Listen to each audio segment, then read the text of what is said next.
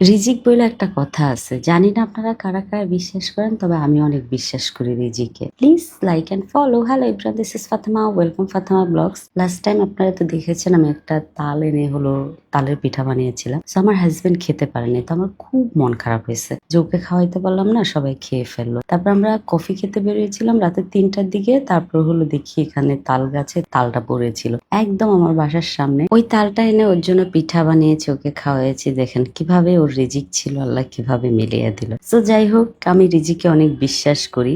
আর এই যে দেখেন আমার সায়ান যারা, তারা হলো আমার লাইফের সবচেয়ে বেশি খুশির জায়গা, যাদেরকে দেখলেই আমার সকাল সকাল উঠে মনে হয় আমি বাঁচার জন্য নতুন জীবন পেয়েছি, এরকম মনে হয়। আমি জানি না আপনারা কারা কারা বাচ্চাকে এত বেশি ভালোবাসেন। সব মাই বাচ্চাদেরকে প্রচুর ভালোবাসে। মা মানেই তো অনেক বেশি ভালোবাসা, তাই না? যেমন যারা, সায়ান, আপনারা যারাকে নিয়ে আমাকে অনেক কোশ্চেন করেন, কিন্তু আমি এই কোশ্চেনের অ্যান্সার কোনোদিন দিতে চাই না। আমার যারা যেদিন বড় হবে সে আপনাদেরকে এই কোশ্চেনের অ্যান্সার গুলা দিবে। সো এই যে বাচ্চাদের সাথে খেলা করতে করতে না আমার পুরো মাথা ঘুরে গেছে, কারণ ওদেরকে ঘুরাইতে যে আমার পুরো মাথা ঘুরে গেছে। আমি এত সুন্দর করে খেলনা গুছিয়েছি আর সায়ান সবগুলা খেলনা নষ্ট করেছে। আমি খুব আপসেট হয়েছি। আমি তখন সায়ানকে একটু বকা দিয়েছিলাম আর সায়ান তো কান্না করে হুলস্থুল অবস্থা। ওর কান্না দেখে আমার নিজেকে মনে হচ্ছে আমি কোনো ক্রাইম করেছি, আমি সবচেয়ে ভুল করেছি। মানে ওকে বকা দিয়ে আমার নিজের এরকম ফিল হয়। আমার মনে হয় এরকম সবগুলা মায়েরই হয়, তাই না?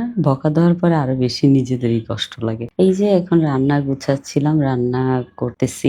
তবে রান্নার একটা জিনিস কি জানেন, আপনি রান্না যত বেশি মন দিয়ে করবেন আপনার রান্না তত বেশি টেস্টি হবে। আমার বাসার যেমন আপনারা দেখবেন আমি খুবই কম রেস্টুরেন্টে খাই, কারণ আমার বাসার সবাই বাংলা খাবার খেতে খুবই পছন্দ করে। হ্যাঁ, জায়ান বিশেষ করে, জায়ান হলো একটু চাইনিজ, তারপর আপনার থাই, এই টাইপের খাবার একটু পছন্দ করে বেশি। যেহেতু ও বিদেশে জন্মগ্রহণ করেছে, ওর মানে বনটাই ওইভাবে হয়েছে যে ও আদার স্মেল পছন্দ করে, বাংলা খাবারের স্মেল ও একটু কম পছন্দ করে। সো এই যে সায়ান জারাকে নিয়ে আজকে আমি একটু বের হচ্ছি, কারণ ওদেরকে নিয়ে একটু ঘুরতে যাব। যেহেতু জায়ান ওর মানে বেড রেস্টের টাইম, সো সেই জন্য কোথাও বের হওয়া হয় নাই সায়ান জারাকে নিয়ে। তো আমি ভাবলাম আমি একটু সায়ান জারাকে নিয়ে ঘুরে আসি, ওদেরও মন ভালো হয়ে যাবে। সো বনানীতে একটা জোন আছে যেখানে বাচ্চাদের এই সুন্দর খেলার জায়গাটা আমাদের জন্য খুবই ভালো হয়েছে এটা, কারণ বাচ্চারা যখন মন চায় তখন চলে যেতে পারে এখানে।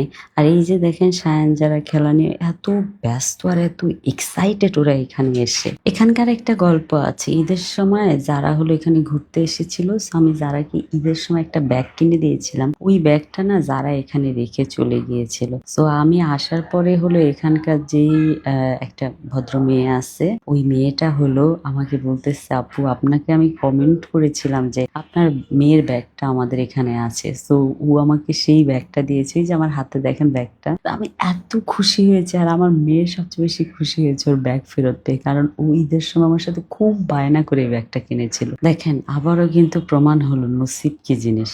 তার নসিবে ওটা ছিল বিদায় কিন্তু সে আবার ব্যাগটা ফেরত পেয়েছে। আর বাচ্চারা এখানে আসলে না বাবা মা কাউকেই চিনে না, কারণ তারা খেলা নিয়ে খেলার জগতেই ঢুকে যায়। তো আমি আমার বাচ্চাদেরকে বলতেছিলাম প্লিজ চলো, কারণ জায়ান একা বাসায়, তারা পাত্তাই দেয় না। এই যে দেখেন তারা ডান্স করতেছে, খুবই মজা লাগে এই জায়গায় যে আমার। তবে এখানে আমার সবচেয়ে বেশি মজা লাগে কি, যে গেমস খেলা। তবে আরেকটা জিনিস কি জানেন, গেমস খেলে আমি কখনোই কোনো কিছু করতে পারি না জায়ান ছাড়া। তো এই জায়গায় আমি জায়ানকে খুবই মিস করেছি। Thank you so much for watching my video. Bye bye, আল্লাহ হাফেজ।